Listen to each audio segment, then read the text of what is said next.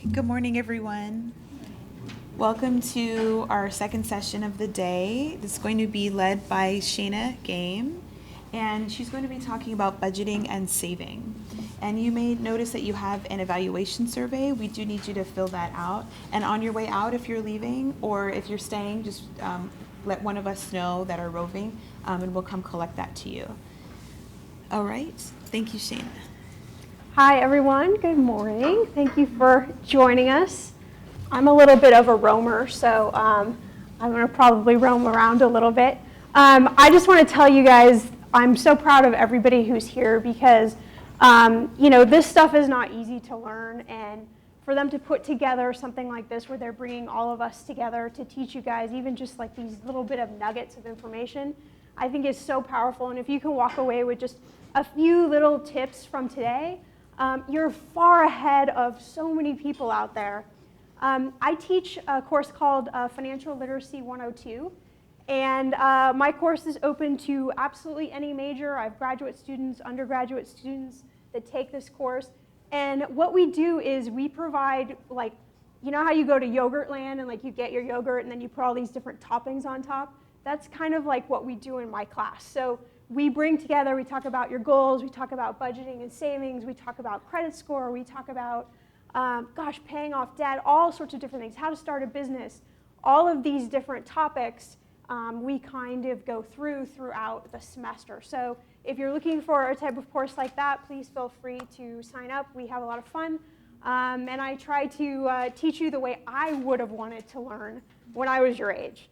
So today we're going to be talking about budgeting and saving. And Inga did a really great kind of like tee up for our session when she, gave you some tips and talked about how your goals really work into your budget. So once you guys do that goal exercise that Inga was talking about, and you know actually what I call what you're playing for, right? So you know what you're reaching for, then you can fuse those into the budget. But let's start just, if a few of you, when I say the word budget, what does that make you feel like? Anyone? Constrained, yeah. Restricted, yeah, great. Anyone else? Like, is there anyone here when I say the word budget that it makes you like totally happy and exuberant? It does? Oh, that's awesome. So what gets you excited about budgeting? Organization, awesome. Yeah, we need people like you. Yeah, absolutely. So most people hate that aspect, right? They hate the process that you have to go through. And so what happens is that they just give up. So I'm a certified financial planner, just like Inga is. And I work with clients, and it doesn't matter whether they make $20,000 or they make $1 million, right? I ask the same question every time I meet with a client. And that is, do you have a budget? And I already know the answer before I even ask the question. And the answer is always, no, I don't have a budget. I don't want to do one of those things. So then I say, okay, well, what are we playing for? What are we trying to solve? And whatever kind of goal it may be, then we go, okay, well, let's figure out why you're not able to achieve this goal. And it's really easy, and it's because we're going to go talk about this. Your budget is like your roadmap, right? It's like your GPS system. So when you get in your car to go, you want to drive to New York City for your vacation, right? You don't just get in your car and start driving.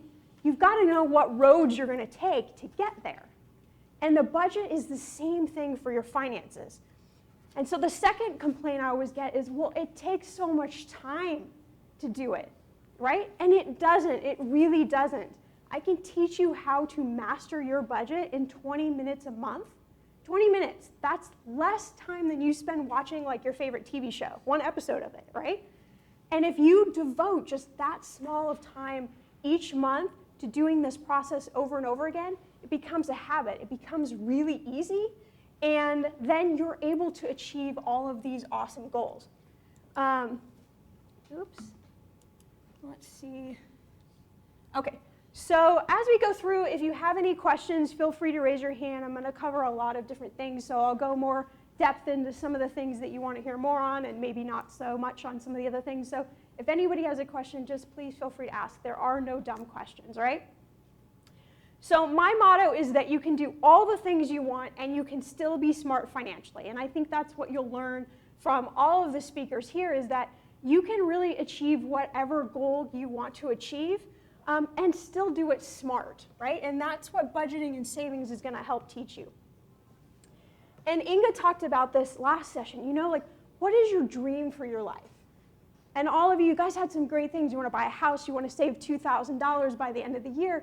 You know, all of these great goals, you want to go to graduate school and pay for it. They're all awesome and they're all individual to you, right? So your budget is going to be just like that. It's going to be individual to you, right? And it's going to look different than the person sitting next to you, even if they have the same goal. So that's another really important thing to know. And then also, like, what are your money worries? So does anyone have like a money worry, something that you worry about money? Anyone? Just maybe that you don't have enough? Or maybe that there won't ever be enough, right? Well, that's the power of budgeting. It really is. It's like an empowerment tool. You know, like our superhero friends, like they put on their capes or like their superhero outfits and suddenly they can like save the world. That is literally what a budget can do for you. And I'm going to tell you, I'm in the same boat that you're in. Because when I was 19 and I was in college, the last thing I wanted to do was think about budget. But I actually started a business when I was in college and ran it for about 5 years. And if it wasn't for learning kind of what I call these ninja budgeting skills, I would have never been able to create that business, sell that business, and really kind of start off for myself. So I learned all of these tips and tricks. And those are some of the things I'm going to try and teach you guys today. So Inga also talked about this, and I think this is the most critical thing, most important thing that you can do for your finances today. Absolutely today. And it's something I call know your numbers, right? So before we can actually build a budget, we've got to know how much money we're spending on all of our stuff. And this is why budgets, this is the secret, this is why budgets fall apart. Because you don't know how much you're spending on your stuff, right? She gave an example of the college student that should have a ton of money, was making $50,000 a year living with their parents, like should have a lot of money left, but they don't. They were out partying. Well, my guess is that they really had no idea how much they were actually spending on partying. So one of the easiest and smartest and best things you can do is to take your bank statement or your credit card statement, whatever it is, whatever you use to pay your expenses every month, go back 1 month, get some highlighters, right? Print off your bank statement, go through there and highlight into different categories. What you're looking for is eating out. What you're looking for is groceries, entertainment, subscriptions, all of those different things you're going to put in different categories. Give them a different color, right? So you're going to go through. That takes maybe 5 minutes to highlight your bank statement. Super easy. Next 5 minutes, this is the part nobody likes, but this is the important part, is take a calculator and add up the different categories, right? And then you get a feel for how much you're spending. And I guarantee you, if every one of you do this, you're going to have some sort of like, oh my God moment. You're going to have some moment where like, did I really spend like $300 on iTunes last month? It was just like the auto click. I just kept hitting the button. You're going to have things like that happen. And it's not to say that you have to, stop buying iTunes, but it just means that maybe you go, okay, well, instead of spending $300 on iTunes, maybe I'm going to like set a goal to only spend $150, but I'm going to take that other $150 and put it towards one of my goals, right? So I'm going to give it a power, right? But until you know your numbers, you can't do the budget. The budget's going to break all the time. It's just going to crumble, right? So this is a really, really, really important step. It's super easy, and once you do it a couple times, it will become like habit to you. Like, okay, it's the end of the month. I need to print off my bank statement. I need to do my highlighter exercise. You know it only takes you 5 to 10 minutes at most, and then you know what you're spending, all right? Any questions about that? No, okay. So, these are the common ones where people fall apart. Groceries, right? We all got to eat. Eating out, this is another huge one. So I was working with a couple, and they wanted to buy a house. they made great money. They made great money. Combined, they were over $200,000 in income. They lived in a rent-controlled apartment in Hollywood, so they paid like $600 a month for rent. I mean, you know, that doesn't exist in Los Angeles. And they were like, we just can't figure this out. Like, we should have thousands of dollars left every month. Why not? So I asked the same question, do you have a budget? And they said, yes, we do, very proudly. And I said, okay, well, let me see it. So I took their budget and I said, okay, let's scrub through your bank account and let's do this exercise. So we did this whole exercise, we added up the categories, and then we compared it to the budget. And what did we see? Well, there were some things there like eating out. They had budgeted $500 eating out, except that they like to eat out a lot. So they were spending over $3,000 a month on eating out, and they had no idea, right? So like that one simple change, we were able to find $2,500 and give it a power, put it into savings. And within 6 months, they were able to buy their house. They had been stumbling through it like 4 years before. They couldn't figure it out, right? So there's a lot of hidden money in your bank account right now. No matter how much money you have, how much money you make, it doesn't matter. It's in there, right? And you can choose what you want to do with it. Maybe you're like, I want to keep spending it. That's cool. That's fine. But at least then you know what's happening. Okay. So we talked about this. So your budget is your roadmap. It literally is your money GPS system. It is what's going to help you achieve those goals that you set in your last session. And then there's a couple of different ways to do your budget. So there's the old school way, which is an Excel budget, right? You can set up, we're going to go through an example that I use. You can do an old school Excel. You can use paper. That doesn't matter. Or you can use an app. So there's a lot of great apps out there to help you with budgeting. One of my favorites is called You Need a Budget, YNAB.com. It's actually free for students. So it's a great app to have. You can actually take a picture of a receipt and it will automatically categorize it for you. So at the end of the month, you don't have to do that painful process of scrubbing through your bank account. You just have to look at your app, right? There's a couple other, Mint.com is another good one. There's one called Level Money, which is a good app. There are tons of great apps. And honestly, in my opinion, it doesn't matter what you use. You just need to pick something. Pick some system and stick with that, right? So for everyone, it's going to be a little bit different. For you who love to organize, maybe you're going to have an app plus an Excel spreadsheet, and that might be what you love, right? And for other people, it's different. So you kind of just have to find what works for you and then stick with that method, all right? And you can download all the apps through the App Store, and they all work on all different devices. YNAB also is a desktop version as well, so you kind of have both of that. And if you're married or you live with somebody and you share finances, you can actually put the two together so you can each be out spending money, taking pictures and categorizing, and it folds seamlessly right into one account. So that makes it really easy. All right, so I'm not going to go too much into this. You guys are going to cover this in sessions kind of going forward, but I mean, you know the statistics. You know, how much debt do 20-somethings have? It's a lot of debt. The average in 2015 was $36,000 for student loans. Credit cards was $3,000, and auto loans was $12,000. That's a lot of debt. It really is. And it's hard to overcome that, especially things like graduate school. All of those things are just these big hurdles to get over. And then the other big hurdle is earning money, right? The recession of 2008 happened, and it probably impacted a lot of you in different ways. Maybe it impacted your parents or your grandparents. Maybe they lost houses or businesses or things like that. Or maybe you just decided you didn't really feel comfortable in investing money because you saw what happened. That's happening a lot with 20s.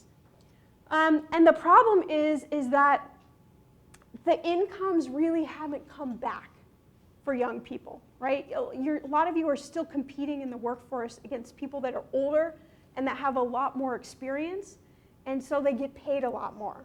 So it's a really tough hurdle to get over, and it's another reason why just mastering your budget if you can do it at this age, when you don't have a ton of debt, you don't have a ton of income, it's a lot easier because then you can just scale up. You already know the system, you already know how to do this.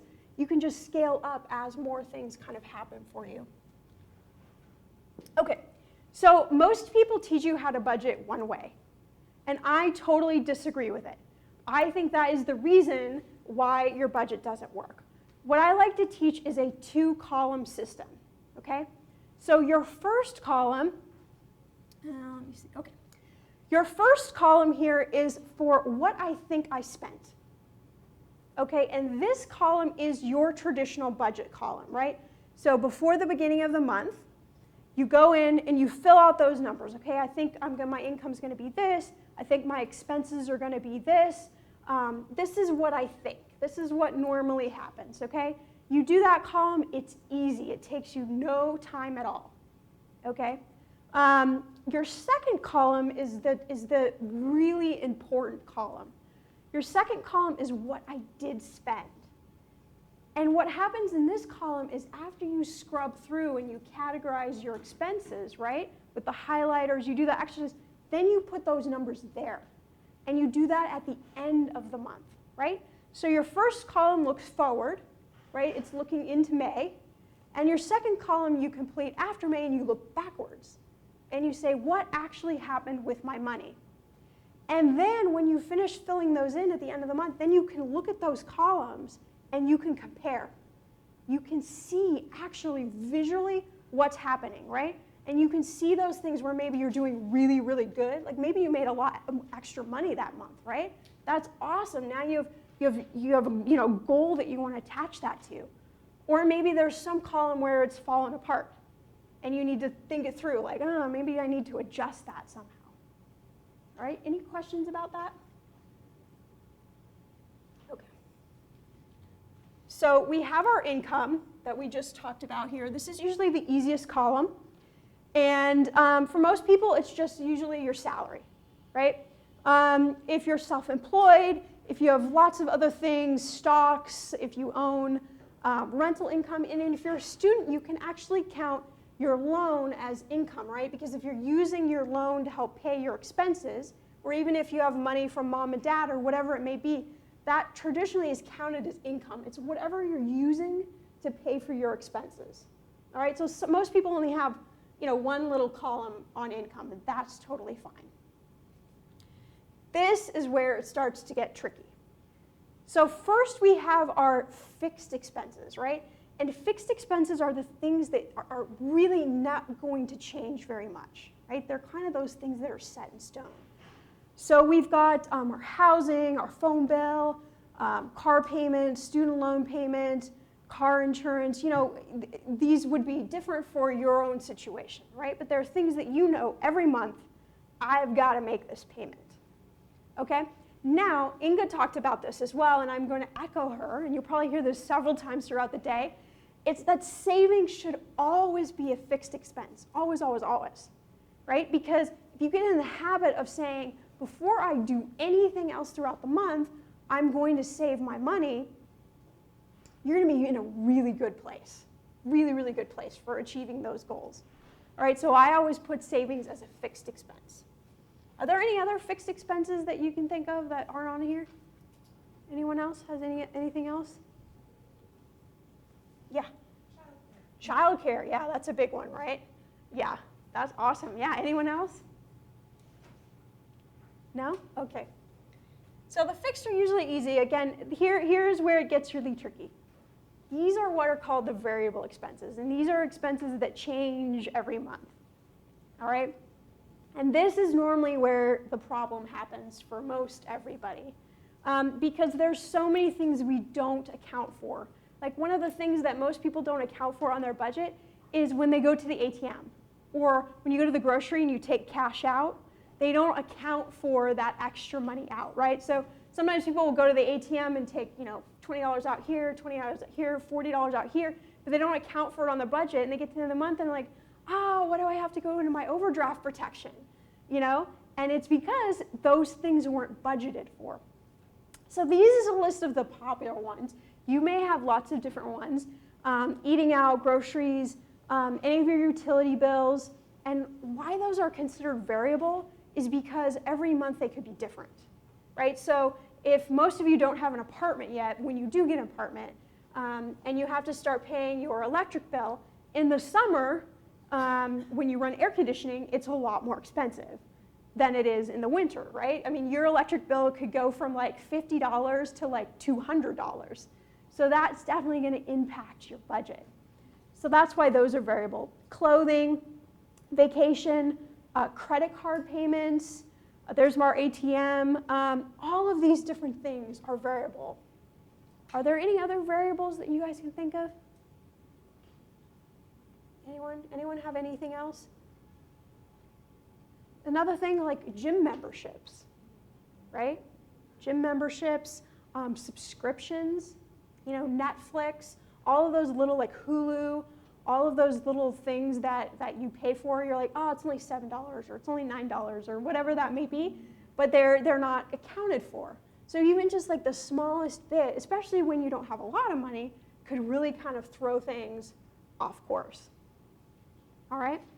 Any questions about this? So this is the simple Excel way to do a budget, right? And basically what those apps are doing is they're taking this and they're in an app form, and then at the end of the month, you can account for all of this.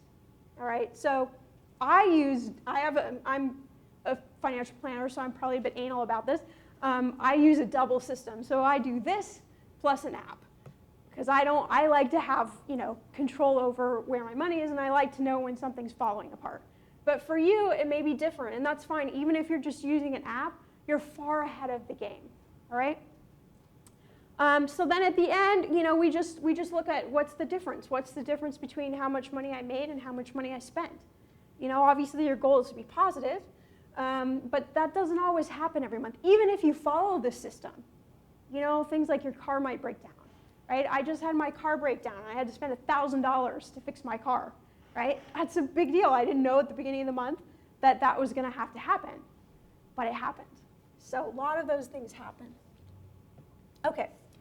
So the next question I always get asked is like, okay, I understand that budgeting. I get it, but how do I break down my budget?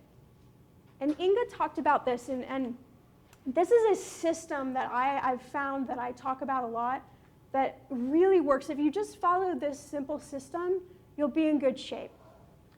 So 50% of your take-home pay, 50% of the money you make, should go to your fixed expenses.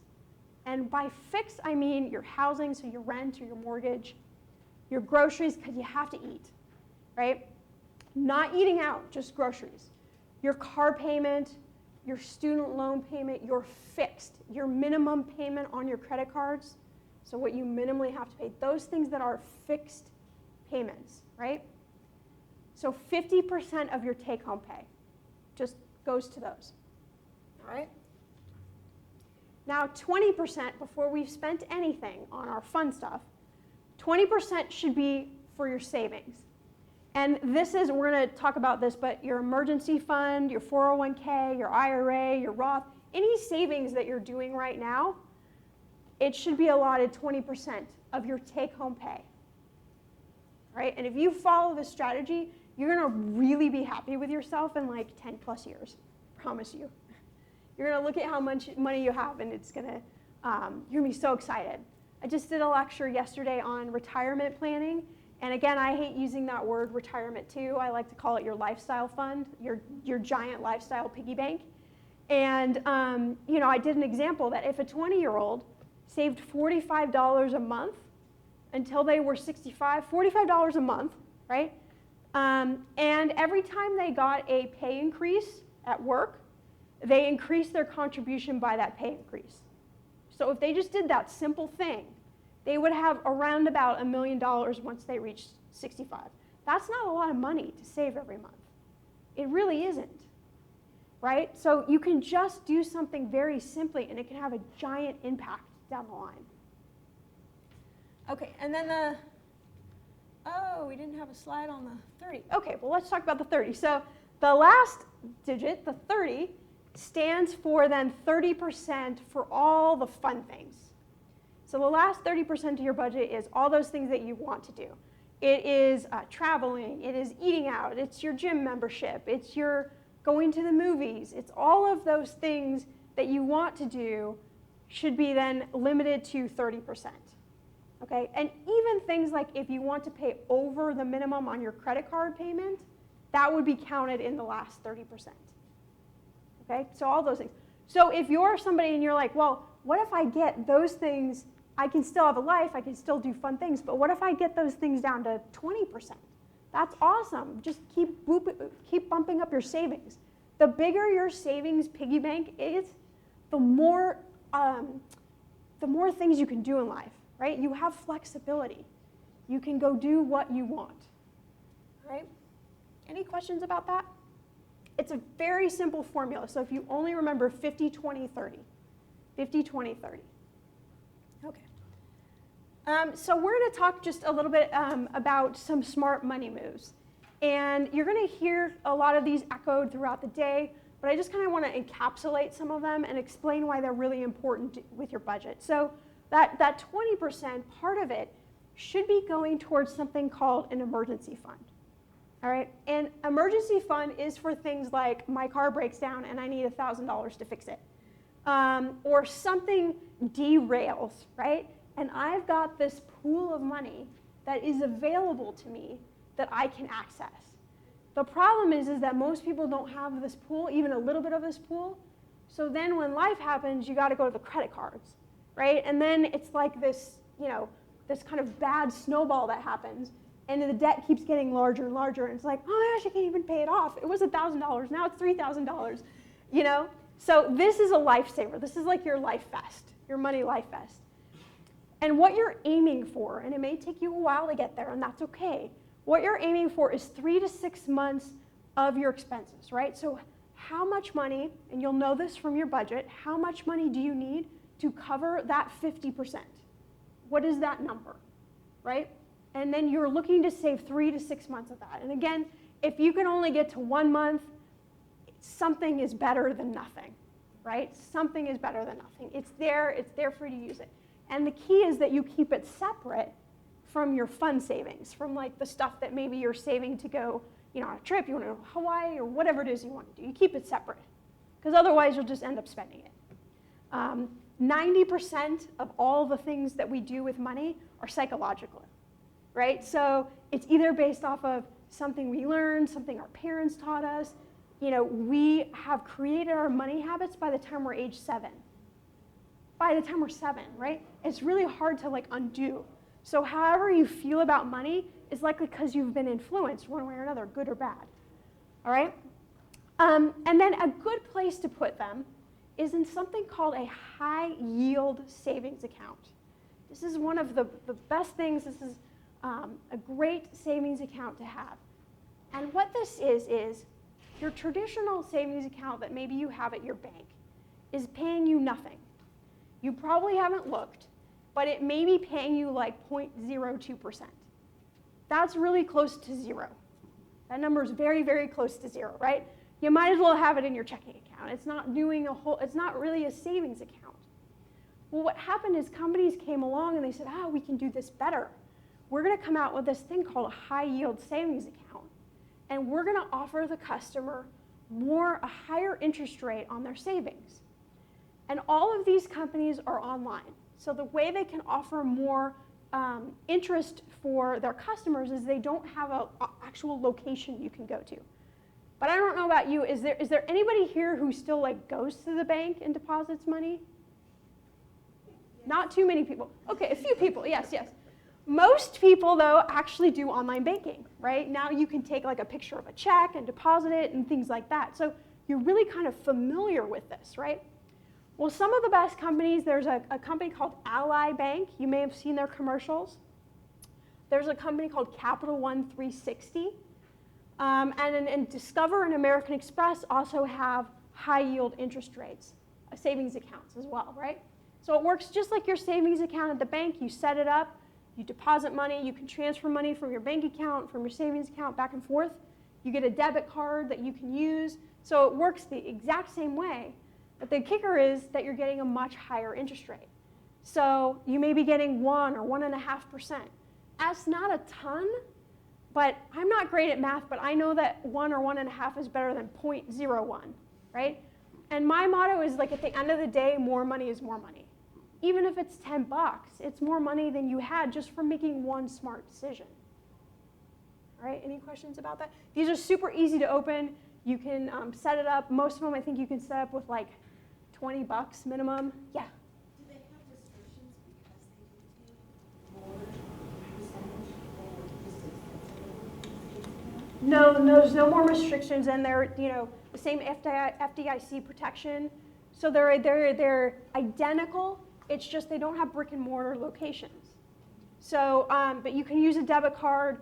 I have one for Capital One 360, and I can use a debit card. I never use it because I just transfer money in and out. But I can use a debit card at like any 7-Eleven. I can use them at Chase Bank. I can use them at a lot of different locations if I needed to access that money.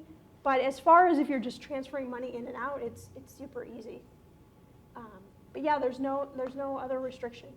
And some of them, like when you get to higher savings, they bump up from like maybe at one, maybe you might go to 1.75% or something like that. So, yeah.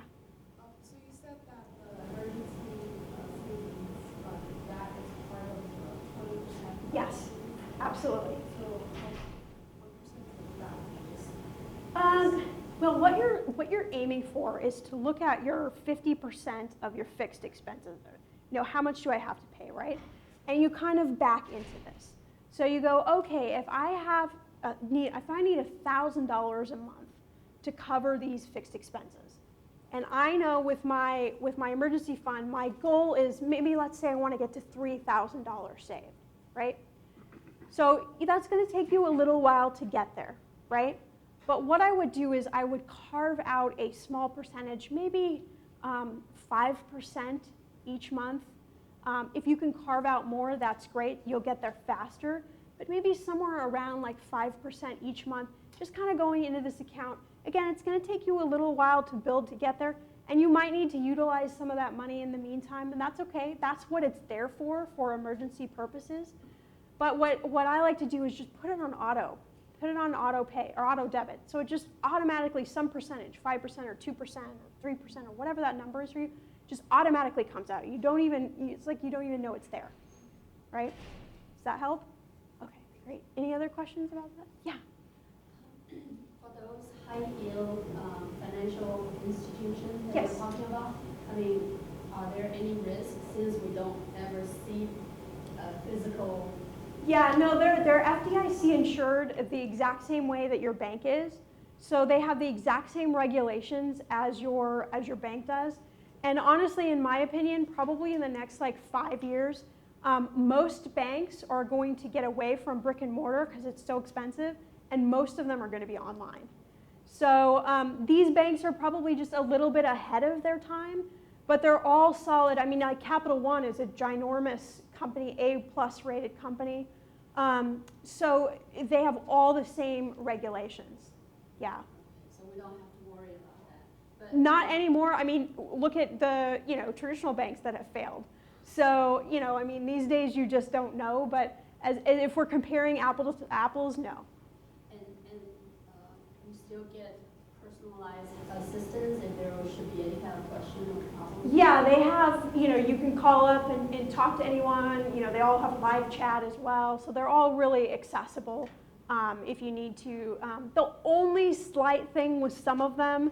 The only slight caveat is it may take, unlike your bank where maybe you have savings and checking and you transfer money and it's instant, it may take like up to 24 hours to transfer.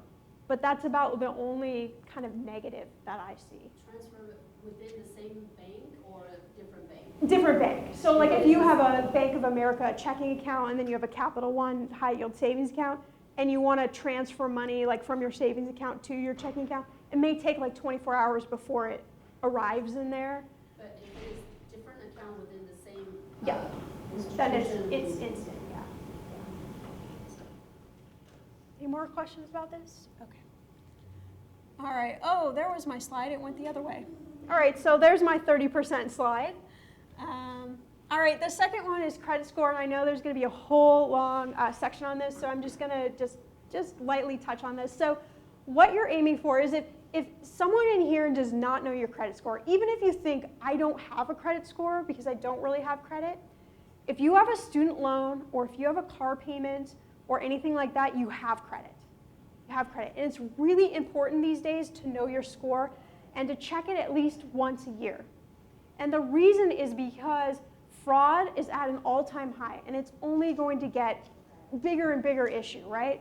And so you want to make sure that everything on your credit report belongs to you and that it's accurate. There are a lot of people that go years and years before they know that somebody has abused their credit score, and then they go to buy a car or buy a house, and suddenly their score is terrible, and then they have to spend years trying to unravel it. So don't let that be you, all right? Knowledge is power. So what you're aiming for is a score of 740 plus. Credit scores range from 300 to 850, right? You don't get a gold star for getting 850. So you don't have to like kill yourself to try and have an 850 credit score. You're just trying to get 740 or above, right? There you get the best lending rates, the best, if you're going to buy a car, if you want to borrow money, anything, you're going to get the best rates when you kind of aim for that marker. And then check it at least one time a year. You can check it at freeannualcreditreport.com. If you check it there, you're going to get the report, but you're not going to get the number. You're not going to get your credit score, right? One of my favorite places is called Credit Karma, and if you use them, they also have an app, which is great. But if you use them, you can check your credit and you can get your score. So I say you should do that at least once a year. Just know where you're at. And if you start noticing something happen, then you can take proactive measures to clear that up, all right? And your credit score is tied to your Social Security number. So a lot of times people think that they can outrun this, right? Maybe they can change their name or something like that, but you can't. It follows you everywhere. Yeah, do you have a question? Yeah. I'm sure that it might be covered in the next session, but I wanted to clarify, is the credit score the same as the FICO score? Or? Yes. Oh, yes. Credit and FICO is the exact same thing. They're just different names. I mean, different names, but they mean the exact same thing. Most people just thought, well, FICO score wasn't hip enough, so they started to market it as credit score so that people would know, but yeah, it's the exact same thing. And there's 3 different credit bureaus, right? And it's possible that you could have a different score with each of the different bureaus. And that's because your creditors report to different bureaus. So you could have a 740 on one, a 680 on the other, and a 760 on the other. There's no rhyme or reason to it, but it's good to know what those scores are. And if you do Credit Karma, they'll give you all of the 3 scores. Okay, credit cards. So we talked about this. I am a proponent of credit cards for a couple of reasons. One is points. So credit cards now can offer you awesome things like points, cash back, all of those sorts of things that are worth money to you, right? But you've got to do it the right way. So I say that you've got to treat your credit card like a debit card. And what I mean by that is whatever you charge on that in 1 month, you've got to be able to pay that off in that month when that bill comes. All right, so it's like a debit card. So you're keeping accountability for what you're spending. And that way, interest rate does not matter, right? It doesn't matter what the interest rate is on your credit card because you're paying it off. All right, and you're getting the points. So I have traveled to Europe 6 times in the last 4 years for free, just because I use the credit card smartly, right? So it's worth whatever it is for you that you want to do, you can use those points, that cash back, you can use it at Amazon, you can buy gift cards, you can buy, you can go to the movies with your points, you can go to eat out with your points, you can do all sorts of things, whatever you like to do. But it's really important to do that. And then another thing that people don't realize is you can actually negotiate the interest rate on your credit card. So I am a huge negotiation fan. I teach it in my class a lot about all the different things to negotiate on. But you can actually call your credit card company and negotiate anywhere from a 3 to 5% decrease in your interest rate. And the reason that most people don't know about this is because most people don't do this. But I do this over and over again, at least once a year on almost all my credit cards until I get them as low as I think they're going to go. And what that means to you is if you have debt, if you're carrying debt, the lower you can get that interest rate, the lower amount of money you're going to pay over the course of your loan. So it's really powerful for you, all right? If you treat your card like a debit card, you pay it off every month, it's kind of irrelevant because you're not even factoring interest rate. But just something for you to know. You can also negotiate your cable bill, your phone bill, all those sorts of things. I do it every 6 months, and I always think that they're going to say, you just called me like 6 months ago, and they never do. So I am constantly moving my AT&T bill to a lower and lower and lower and lower and lower plan where I get more and more and more minutes. So for me, if I'm saving an extra $25 to $50 a month, that's great, because then I have somewhere that I want it, some goal that I want it to go towards, right? So you're still having the thing, you're still getting to do what you want to do, but you're just being smart with it. All right. And then student debt, again, you guys are going to talk about this, but for those of you who don't know, you have 6 months after you graduate until you have to start paying your first student loan. One of the biggest mistakes that students make is after you graduate, you move into an apartment somewhere, and you forget to file a change of address with the US Postal Service, and so your student loan bill never finds you. Well, if it doesn't find you, it doesn't mean that you weren't supposed to pay it. You were supposed to pay it, and if you don't pay it, it starts impacting your credit score negatively. And credit scores can go like this very quickly. It takes them a long time to go back upwards. All right, so make sure that you stay on top of that. When you graduate, you're going to have lots of different payment choices for how you can pay your student loan. Just make sure that you think through all of those clearly and get all your information, right? A lot of people like to stretch their student loan out to 20 or 30 years, and it's great because it lowers your payment, but bad because you're paying so much more in interest, right? So just make sure you think through these things. There's a lot of loan options now where they can adjust with your income and things like that that are really beneficial that they didn't have a few years ago. And then there's two different ways when you start paying back your student loan. You can either pay a fixed payment or you can pay what's called a variable payment, right? And if we learned anything from our budget, it's the variable things that kill our budget. I'm also not a fan of variable rates with student loans, and that's because it could change overnight. We're in the lowest environment of interest rates right now.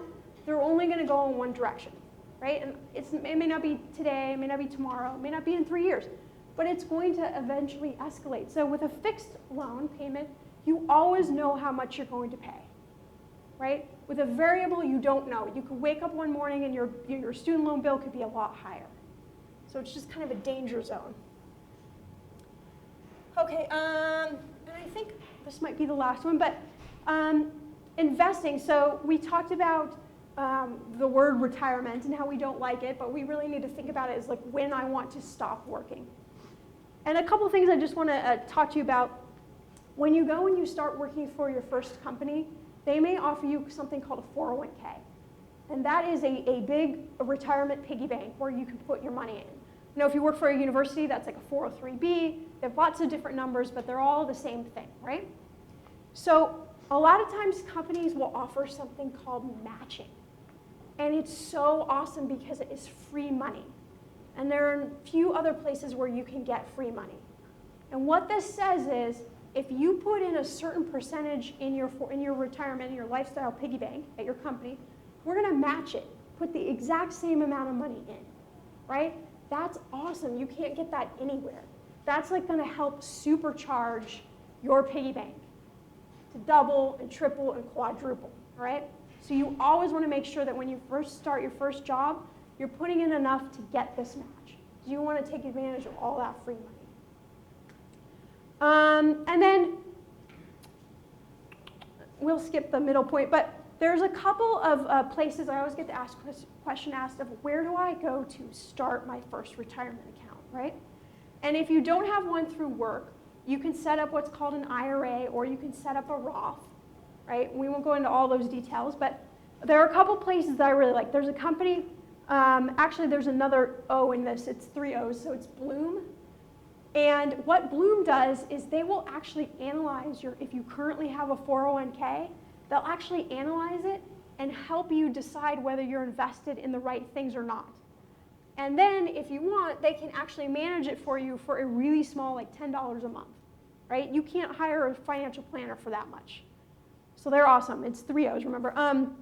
There's a company called Goldbean that kind of does the same thing. And then there are the big giants like Fidelity and Vanguard. And those are companies where you could set up, if you wanted to set up an IRA or a Roth, you could do it in a matter of minutes online.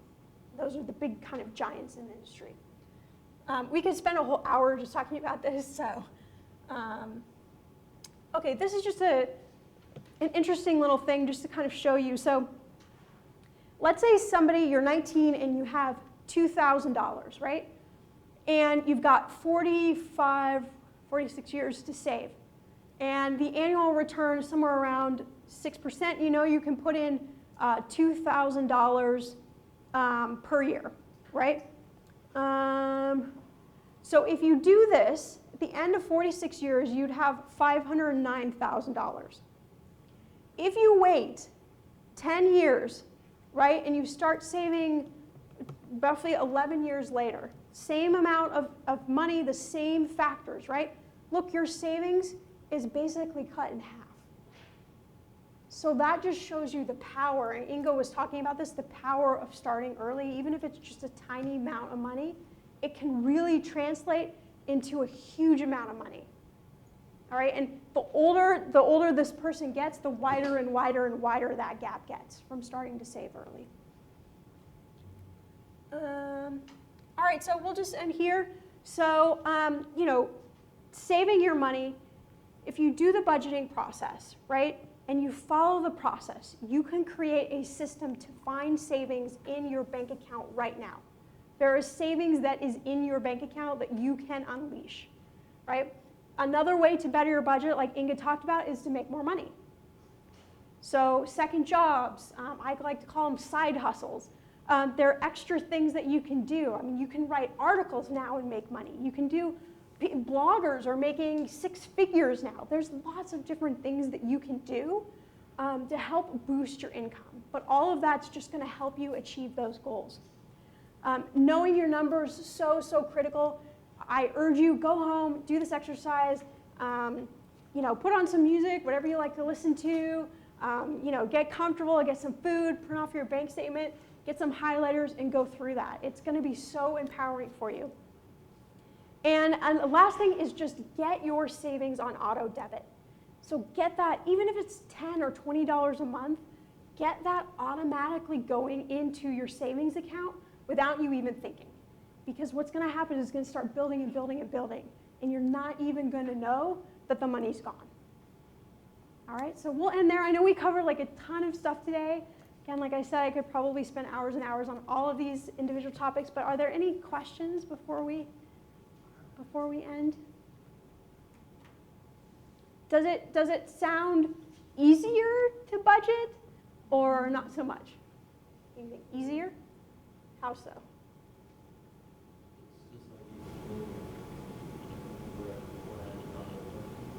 Okay, yeah, awesome. Yeah, anyone else? No? All right, no other questions? All right, perfect. Again, if any of you students here want to check out, please feel free to check out Financial Literacy 102. I know I'm teaching it 2 courses next semester, so hopefully I can see you all there.